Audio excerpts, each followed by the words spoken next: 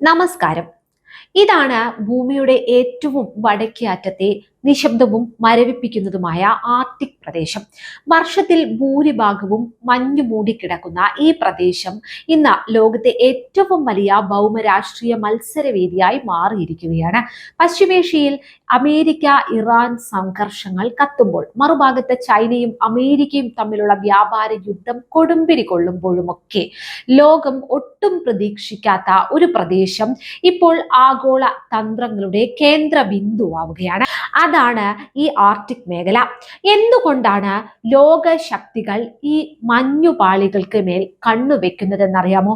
ലോകത്തിലെ വിതരണ ശൃംഖലകൾ തകരുമ്പോൾ, പരമ്പരാഗത കപ്പൽ പാതകൾ അപകടത്തിലാകുമ്പോൾ ആർട്ടിക് പ്രദേശം ലോകത്തിന് മുന്നിൽ ഒരു പുതിയ വാതിൽ തുറക്കുകയാണ് എന്ന് പറഞ്ഞാൽ നിങ്ങൾ വിശ്വസിക്കുമോ? ഇത് കേവലം വികസനത്തിന്റെ കഥ മാത്രമല്ല, മറിച്ച് നാറ്റോയും റഷ്യയും ചൈനയും തമ്മിലുള്ള അത്യന്തം അപകടകരമായ ഒരു ശക്തി പ്രകടനത്തിന്റെ തുടക്കം കൂടിയാണ്. ഈ വീഡിയോ പൂർണ്ണമായും കാണണം. കാരണം ഡൊണാൾഡ് ട്രംപ് എന്തിനാണ് ഗ്രീൻലാൻഡ് എന്ന ദ്വീപ് സ്വന്തമാക്കാൻ നോക്കുന്നത്? ഒരു രാജ്യം മറ്റൊരു രാജ്യത്തിന് വിലയ്ക്ക് വാങ്ങാൻ പറ്റുമോ? ആർട്ടിക്കിൽ ഒരു സെന്റ് ഭൂമി പോലും ഇല്ലാത്ത ചൈന എന്തിനാണ് വടക്കേ അറ്റത്തുള്ള ഈ മഞ്ഞു ഭൂമിയിൽ കോടികൾ നിക്ഷേപിക്കുന്നത്? ഭൂമിയിലെ ഏറ്റവും തണുപ്പേറിയ, ആരും ജീവിക്കാത്ത ആർട്ടിക് പ്രദേശം എങ്ങനെയാണ് ലോകത്തിന്റെ പുതിയ യുദ്ധക്കളമായി മാറുന്നത് എന്ന വിശദമായി തന്നെ നമുക്ക് പരിശോധിക്കാം. വീഡിയോയിലേക്ക് കടക്കുന്നതിന് മുൻപ്, ആർട്ടിക് മേഖലയിലെ ഈ മഞ്ഞുരുകൽ ആഗോള കപ്പൽ ഗതാഗതത്തിനും സാമ്പത്തിക രംഗത്തിനും ഒരു പുതിയ വെളിച്ചമാകുമോ, അതോ വൻ ശക്തികൾ തമ്മിലുള്ള അടുത്ത ലോക മഹായുദ്ധത്തിന്റെ തുടക്കമാകുമോ? എന്താണ് നിങ്ങളുടെ അഭിപ്രായം എന്ന് കമന്റ് ചെയ്യുമല്ലോ.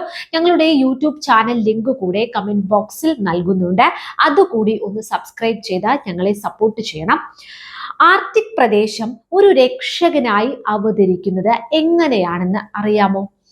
ലോകത്ത് ഇതുവരെ കണ്ടെത്താത്ത പ്രകൃതിവാതകത്തിന്റെ 30%, കണ്ടെത്താത്ത എണ്ണയുടെ 13% ഈ മഞ്ഞുപാളികൾക്കിടയിൽ ഒളിഞ്ഞിരിപ്പുണ്ട് എന്നാണ് കണക്കുകൾ പറയുന്നത്. എന്നാൽ കാലാവസ്ഥാ വ്യതിയാനം കാരണം ഇവിടുത്തെ മഞ്ഞുരുകുമ്പോൾ ഈ വിഭവങ്ങൾ ഖനനം ചെയ്തെടുക്കുക എളുപ്പമാകുന്നു.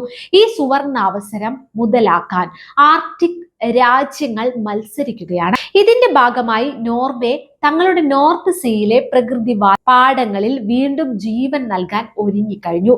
ബാരൻസ് നോർവീജിയൻ കടലുകൾക്ക് പുതിയ 70 എണ്ണ പര്യവേഷണ ബ്ലോക്കുകളാണ് അവർ തുറന്നിടുന്നത്. ആർട്ടിക്കിലെ ഈ പുതിയ ഡ്രില്ലിങ്ങിനോടുള്ള എതിർപ്പ് മാറ്റിവെക്കാൻ അവർ യൂറോപ്യൻ യൂണിയനോട് ആവശ്യപ്പെടുമ്പോൾ, അലാസ്കയിൽ പുതിയ ഡ്രില്ലിംഗ് ലേലങ്ങൾ നടത്തിക്കൊണ്ട് അമേരിക്കയിലെ ട്രംപ് ഭരണകൂടം നോർവേക്ക് ശക്തമായ പിന്തുണയുമായി പിന്നിലുണ്ട്. എന്നാൽ ഈ പോരാട്ടം വെറും ഒരു എണ്ണക്കളി മാത്രമല്ല. ആധുനിക സാങ്കേതിക വിദ്യയുടെ നട്ടെല്ലായ അപൂർവ മൺമൂലകങ്ങളുടെ ഒരു വൻ നിധിശേഖരം കൂടി ഈ മഞ്ഞുദേശത്തിനുണ്ട്. ചുരുക്കത്തിൽ ഈ മഞ്ഞുമലകൾക്ക് താഴെയുള്ള സമ്പത്ത് വരും കാലത്ത് ലോകത്തെ ആര് ഭരിക്കുമെന്ന് തീരുമാനിക്കുന്ന ഒന്നാണ്. അതുകൊണ്ട് തന്നെയാണ് വൻ ശക്തി രാജ്യങ്ങളെല്ലാം പരിസ്ഥിതി ആശങ്കകളെ പോലും കാറ്റിൽ പറത്തിക്കൊണ്ട് ആർട്ടിക് മേഖലയിലെ ഈ അദൃശ്യ യുദ്ധത്തിൽ പരസ്പരം കൊമ്പു കോർക്കാൻ തയ്യാറെടുക്കുന്നത്. പറഞ്ഞു വന്നത്, നിങ്ങൾക്ക് കേൾക്കുമ്പോൾ അത്ഭുതം തോന്നാമെങ്കിലും പക്ഷേ ലോക വ്യാപാരത്തിന്റെ ഭാവി തന്നെ മാറ്റിമറിക്കാൻ പോകുന്ന ഒരു വലിയ മാറ്റത്തിനാണ് ആർട്ടിക് മേഖല ഇപ്പോൾ സാക്ഷ്യം വഹിക്കുന്നത് എന്നാണ്. തങ്ങളുടെ ആർട്ടിക്കിലെ വികസനത്തിനും അവിടുത്തെ വിലപിടിപ്പുള്ള ധാതുക്കൾ ഖനനം ചെയ്തെടുക്കാനുമായി കാനഡ വലിയ തുകയാണ് ഇപ്പോൾ നിക്ഷേപിക്കുന്നത്. നിലവിൽ ഏഷ്യയിൽ നിന്ന് യൂറോപ്പിലേക്കുള്ള കപ്പലുകളെല്ലാം സുയസ് കനാൽ വഴിയാണ് ചുറ്റിപ്പിണഞ്ഞ് സഞ്ചരിക്കുന്നത്. എന്നാൽ ആർട്ടിക്കിലെ മഞ്ഞുരുകുന്നതോടെ 2 പുതിയ വിപ്ലവകരമായ കപ്പൽ പാതകളാണ് ലോകത്തിന് മുന്നിൽ തുറക്കപ്പെടുന്നത്. അതിലൊന്നാണ് റഷ്യൻ തീരത്തു കൂടിയുള്ള നോർത്തേൺ സീ റൂട്ട്. മറ്റൊന്ന് കാനഡയുടെ തീരത്തു കൂടിയുള്ള നോർത്ത് വെസ്റ്റ് പാസേജും. ഇതിൽ റഷ്യയുടെ നിയന്ത്രണത്തിലുള്ള പാത വഴി സഞ്ചരിച്ചാൽ യാത്രാ സമയം പകുതിയോളം ലാഭിക്കാം. അതുകൊണ്ട് തന്നെ റഷ്യ തങ്ങളുടെ സാമ്പത്തിക ഭാവിയുടെ പ്രധാന തൂണായാണ് ഈ വഴിയെ കാണുന്നത്. 2030 ആകുമ്പോഴേക്കും ഈ വഴിയിലൂടെ മാത്രം 100 ദശലക്ഷം ടണ്ണിലധികം ചരക്കുകൾ കടത്തിവിടാൻ സാധിക്കുമെന്നാണ് റഷ്യൻ പൊതുമേഖലാ സ്ഥാപനമായ റൊസാറ്റത്തിന്റെ തലവൻ ആത്മവിശ്വാസത്തോടെ വ്യക്തമാക്കുന്നത്. മറുഭാഗത്ത് കാനഡയാണ്. അവർ തങ്ങളുടെ നോർത്ത് വെസ്റ്റ് പാസേജ് വികസിപ്പിക്കാൻ നോക്കുന്നുണ്ടെങ്കിലും അടിസ്ഥാന സൗകര്യങ്ങളുടെ കാര്യത്തിൽ അത് റഷ്യയുടെ പാതയേക്കാൾ ഏറെ പിന്നിലാണ്. എന്നാൽ ഈ സാമ്പത്തിക നേട്ടങ്ങൾക്കൊപ്പം കനത്തൊരു സുരക്ഷാ ഭീഷണിയും ആർട്ടിക്കിൽ പുകയുന്നുണ്ട്. അതാണ് ഒരു കാലത്ത് സമാധാനത്തിന്റെ കേന്ദ്രമായിരുന്ന ആർട്ടിക് ഇന്ന് റഷ്യയും നാറ്റോയും തമ്മിലുള്ള യുദ്ധക്കളമായി മാറുകയാണോ? റഷ്യ തങ്ങളുടെ അത്യാധുനിക ആണവ അന്തർവാഹിനികൾ അടങ്ങുന്ന നോർത്തേൺ ഫ്ലീറ്റ് വിന്യസിച്ചിരിക്കുന്നത് ആർട്ടിക്കിലെ തന്ത്രപ്രധാനമായ കോല ദ്വീപിലാണ്. തങ്ങളുടെ അതിർത്തി കാക്കാനും ശത്രുക്കളെ തടയാനും വൻ സൈനിക സന്നാഹങ്ങളാണ് റഷ്യ ഇവിടെ ഇതിനകം ഒരുക്കിയിട്ടുള്ളത്. ഇതിനെ ചെറുക്കാൻ നാറ്റോയും ഒട്ടും പിന്നിലല്ല. Task Force X, Arctic Sentry തുടങ്ങിയ രഹസ്യ പദ്ധതികളിലൂടെ അവരും ആർട്ടിക്കിൽ തങ്ങളുടെ നിരീക്ഷണവും സൈന്യത്തെയും ശക്തമാക്കി കഴിഞ്ഞു. ഈ കടുത്ത മത്സരത്തിനിടയിലേക്കാണ് ഇപ്പോൾ മൂന്നാമതൊരു ശക്തിയായി ചൈനയുടെ കടന്നുവരവ്. ആർട്ടിക്കിൽ ഭൂമിയില്ലാത്ത ചൈന എന്തിനാണ് ഇവിടെ കോടികൾ നിക്ഷേപിക്കുന്നത്? ഭൂമിശാസ്ത്രപരമായി ആർട്ടിക് മേഖലയിൽ അതിർത്തികൾ ഒന്നുമില്ലെങ്കിലും തങ്ങളെ ഒരു അയൽ ആർട്ടിക് രാജ്യം, അതായത് നിയർ ആർട്ടിക് സ്റ്റേറ്റ് ആയി ചൈന ഇവിടെ പരിഗണിക്കുന്നു. കോടിക്കണക്കിന് രൂപ നിക്ഷേപിക്കുന്നു. ഇവിടുത്തെ മഞ്ഞുരുകുന്നതോടെ രൂപപ്പെടുന്നത് പുതിയ കപ്പൽ ചാലുകൾ വഴി യൂറോപ്പിലേക്കുള്ള ദൂരവും സമയവും 1/3 കുറയ്ക്കുന്ന പോളാർ സിൽക്ക് റോഡ് വികസിപ്പിക്കുക എന്നതാണ് ചൈനയുടെ പ്രധാന ലക്ഷ്യം. ഇതിനൊപ്പം സ്വന്തം വ്യവസായങ്ങൾക്ക് ആവശ്യമായ ഇന്ധനവും ധാതുക്കളും ഉറപ്പാക്കാൻ റഷ്യയുമായി ചേർന്ന് ആർട്ടിക്കിലെ പ്രകൃതിവാതക പദ്ധതികളിൽ അവർ വൻതോതിൽ പണം മുടക്കുന്നുമുണ്ട്. അതായത് ഈ പുതിയ കപ്പൽ പാതയിലെ ഗതാഗതം ഒന്നിച്ചു നിയന്ത്രിക്കാൻ ഇരു രാജ്യങ്ങളും കൈകോർക്കുക മാത്രമല്ല, ബെറിങ് കടലിൽ സംയുക്ത നാവിക അഭ്യാസങ്ങൾ നടത്തി പാശ്ചാത്യ രാജ്യങ്ങളെ ഞെട്ടിക്കുകയും ചെയ്തു.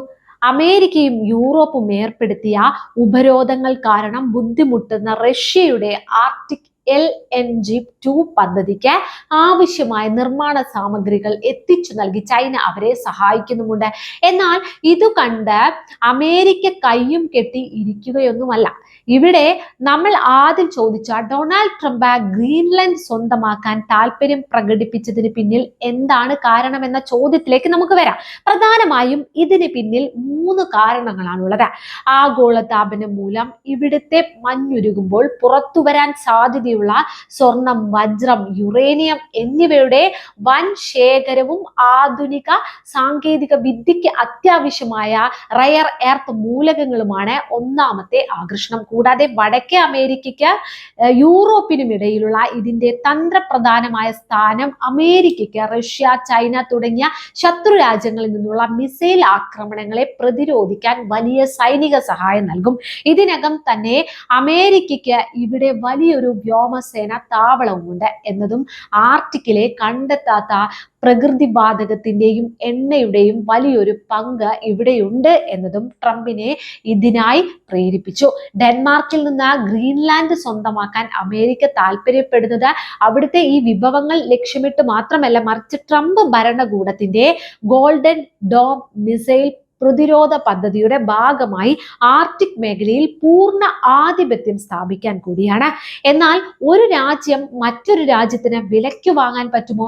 യുദ്ധങ്ങൾ ഒഴിവാക്കാനോ സാമ്പത്തിക പ്രതിസന്ധികൾ മറികടക്കാനോ വേണ്ടി പണ്ട് കാലത്ത് രാജ്യങ്ങൾ തങ്ങളുടെ ഭൂമി വിറ്റിട്ടുണ്ട്. 1867 റഷ്യയിൽ നിന്നും അമേരിക്ക അലാസ്ക വാങ്ങിയതും 1803 ഫ്രാൻസിൽ നിന്നും ലൂസിയാന വാങ്ങിയതും ഇതിന് ഉദാഹരണങ്ങളാണ്. എന്നാൽ ഇന്നത്തെ ആധുനിക ലോകത്ത് ഇത് അത്ര എളുപ്പമല്ല. കാരണം കേവലം പണമിടപാടുകൾക്കപ്പുറം അന്താരാഷ്ട്ര നിയമങ്ങളും ഐക്യരാഷ്ട്രസഭയുടെ ചട്ടങ്ങളും എല്ലാറ്റിനുമുപരി ആ പ്രദേശത്ത് ജീവിക്കുന്ന ജനങ്ങളുടെ സ്വയം ഭരണാവകാശവും പരിഗണിക്കേണ്ടതുണ്ട്. അതുകൊണ്ടാണ് ട്രംപിന്റെ ഓഫറിനോട് ഡെൻമാർക്കും ഗ്രീൻലാൻഡും ഞങ്ങൾ വിൽപ്പനയ്ക്കുള്ളതല്ല എന്ന് പ്രതികരിച്ചത്. ഇവിടെയാണ് കഥയിലെ ഏറ്റവും വലിയ ട്വിസ്റ്റ് അത് സംഭവിക്കുന്നത്. നമ്മൾ ഈ പറഞ്ഞ തന്ത്രപ്രധാനമായ ആർട്ടിക് മേഖല വെറും ഒരു രാഷ്ട്രീയ യുദ്ധക്കളം മാത്രമല്ല, വമ്പൻ ബിസിനസ് സാമ്രാജ്യങ്ങൾ കണ്ണുവെച്ചിരിക്കുന്ന ഒരു സുവർണ ഖനി കൂടിയാണ്. ഒന്ന് ആലോചിച്ചു നോക്കൂ, ഈ മഞ്ഞുരുകി പുതിയ കപ്പൽ പാതകൾ തുറക്കുന്നതോടെ അന്താരാഷ്ട്ര വ്യാപാരത്തിന്റെ യാത്രാ സമയവും ചെലവും പകുതിയായി കുറയും.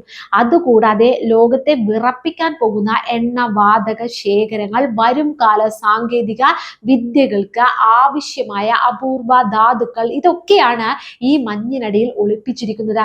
കാനഡയും അമേരിക്കയും നോർഡിക് രാജ്യങ്ങളും ഒക്കെ ഉള്ളത് കൊണ്ട് വൻകിട കമ്പനികൾക്ക് ധൈര്യമായി കോടികൾ നിക്ഷേപിക്കാനുള്ള ഒരു സുരക്ഷിത ഇടം കൂടിയാണ് ഇവിടം. പക്ഷേ കഥ അവിടെയും തീരുന്നില്ല. ഈ അവസരങ്ങൾക്കൊപ്പം വരുന്നത് അതികഠിനമായ വെല്ലുവിളികളാണ്. ഈ കടൽപാതകൾ അന്താരാഷ്ട്ര ജലപാതകളല്ല, തങ്ങളുടെ സ്വന്തം അതിർത്തിയാണെന്നാണ് റഷ്യയുടെയും കാനഡയുടെയും വാദം. ഇത് നാളെ വലിയ നിയമ പ്രതിസന്ധികൾക്ക് വഴിമാറും. പോരാത്തതിന് -ഡിഗ്രി തണുപ്പുള്ള ഈ നാട്ടിൽ വലിയ പ്രൊജക്റ്റുകൾ ചെയ്യുക അത്ര എളുപ്പമുള്ള കാര്യമല്ല. മഞ്ഞുപാളികൾ മുറിച്ചു മാറ്റി മുന്നോട്ട് പോകാൻ പ്രത്യേക ഐസ് ബ്രേക്കർ കപ്പലുകൾ വേണം. എന്നാൽ നിലവിൽ ഇതിൽ ഭൂരിഭാഗവും റഷ്യയുടെ കൈവശമാണുള്ളത്. ഇത് കൂടാതെ തന്നെ പരിസ്ഥിതി മലിനീകരണവും അവിടുത്തെ തദ്ദേശവാസികളുടെ അവകാശങ്ങളിലേക്കുള്ള കടന്നുകയറ്റവും കമ്പനികളുടെ ആഗോള പ്രതിച്ഛായയെ തന്നെ തകർത്തേക്കാം. ചുരുക്കത്തിൽ ആർട്ടിക് പ്രദേശം ഇന്ന് കേവലം മഞ്ഞുരുകുന്ന ഒരു ഭൂപ്രദേശം മാത്രമല്ല, മറിച്ച് നാളത്തെ ലോക സമ്പദ് വ്യവസ്ഥയുടെയും രാഷ്ട്രീയത്തിന്റെയും ഭാവി നിർണയിക്കാൻ പോകുന്ന ഒരു ടൈം ബോംബാണ്.